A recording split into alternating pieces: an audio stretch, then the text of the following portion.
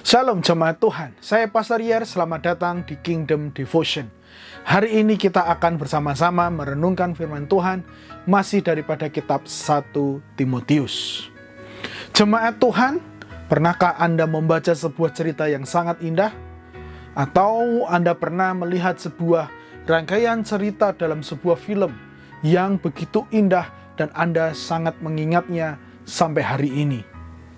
Kalau kita perhatikan sebuah cerita yang indah, pasti bukan saja diakhiri dari sebuah peristiwa yang menyenangkan, indah. Segala sesuatunya dalam cerita yang indah itu berangkat dari sebuah peristiwa yang sangat kontradiksi daripada sebuah happy ending. Sebuah cerita awal atau sebuah cerita di tengahnya yang pasti bertolak belakang dengan sebuah cerita yang happy atau yang menyenangkan, yang indah di pada akhirnya. Sama halnya dengan kehidupan kita. Kita semua pasti memiliki masa lalu dalam kehidupan kita. Setiap orang yang pernah hidup di dunia ini pun pasti ada sebuah sejarah, ada sebuah kisah yang bisa dikenang. Namun masalahnya, tidak semua masa lalu, sesuatu yang sudah terjadi, itu sesuatu yang bisa selalu dibanggakan. Ada saja kesalahan-kesalahan yang perlu dikubur dalam-dalam. Ada saja aib-aib yang tidak perlu diceritakan kembali, yang tidak perlu diangkat kembali. Kalau perlu bisa kita hapuskan, sehingga itu tidak bisa mengganggu cerita indah dalam hidup kita. Nah, hari ini kita akan belajar daripada Rasul Paulus, bagaimana dia menanggapi masa lalunya yang begitu kelam. Dia berkata di ayat-ayat sebelumnya minggu lalu bahwa dia adalah penghujat, penganiaya, dia adalah pemarah yang ganas. Dia meresponi dengan benar.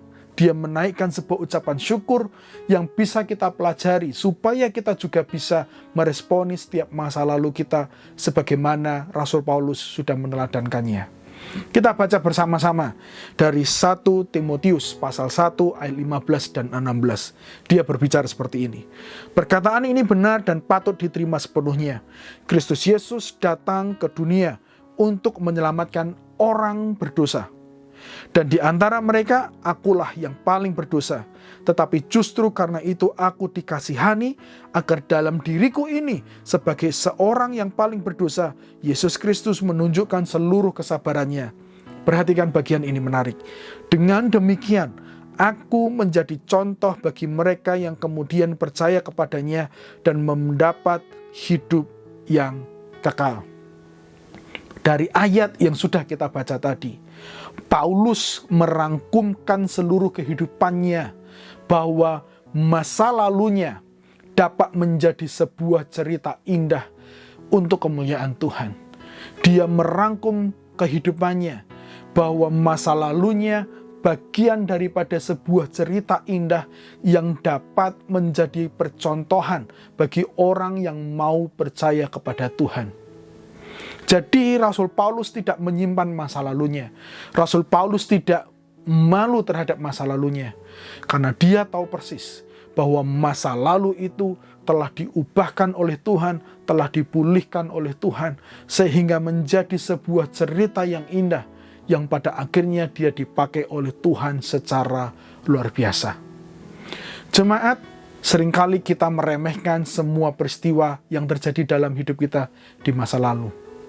Namun hari ini kita belajar bahwa masa lalu kita adalah menjadi bagian daripada cerita indah yang Tuhan dapat ceritakan untuk menjadi berkat bagi orang lain. Jangan pernah malu, karena Tuhan sanggup mengubahkannya. Cerita indah yang dimiliki oleh Rasul Paulus, saya percaya dapat terjadi juga dalam kehidupanmu.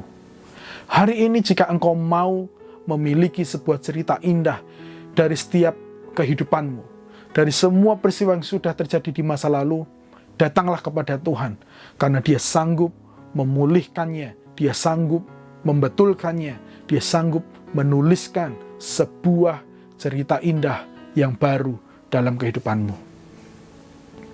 Percaya kepada Tuhan, Percayalah kepada Tuhan. Datanglah kepada Tuhan. Mohon kepada Tuhan.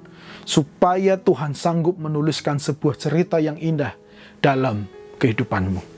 Mari kita berdoa. Bapa di surga, hari ini kami mau datang dengan sebuah ucapan syukur.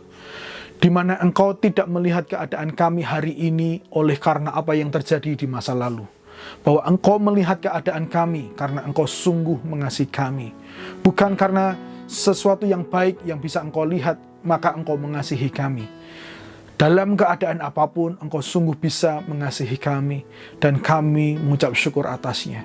Hari ini kami datang kepadamu. Kami menaruhkan seluruh kehidupan kami. Mohon ampun atas segala sesuatu yang sudah terjadi di masa lalu. Kami mau bertobat. Kami mau menyerahkan semuanya kepada Tuhan. Dan kami mau tunduk di dalam kebenarannya Tuhan. Supaya muncul sebuah cerita yang indah. Terima kasih ya Tuhan. Terima kasih ya Tuhan. Di dalam nama Yesus, kami percaya ada sebuah cerita yang indah Tuhan mau berikan dalam hidup kami. Haleluya. Amin, amin, amin. Jemaat Tuhan, percayalah kepada Tuhan. Ceritamu di masa lalu bisa menjadi sebuah cerita yang indah yang Tuhan sanggup tuliskan bagimu. Tuhan Yesus memberkati. Sampai jumpa minggu depan.